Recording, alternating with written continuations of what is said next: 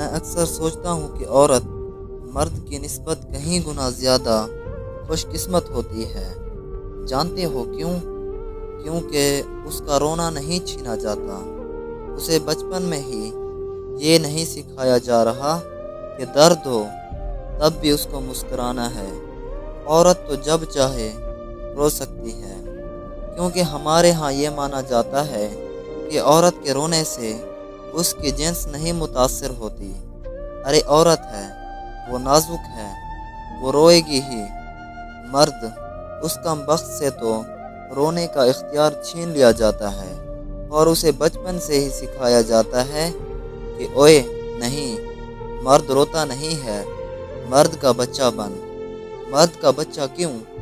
غم کیا یہ دیکھ کر ڈر جاتا ہے کہ سامنے مرد کا بچہ کھڑا ہے؟ مرد کیا یہ آنسو دیکھ کر خشک ہو جاتے ہیں؟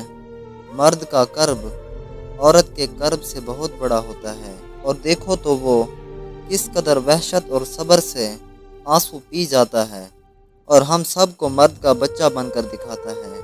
اور ہمیں دیکھو، ہم اکثر بھول جاتے ہیں کہ سامنے جو مرد کا بچہ کھڑا ہے انسان ہے، اور یقین مانو اس سے رونے کا حق چھین لینا خوشی چھین لینے سے زیادہ اذیت ناک ہوتا ہے۔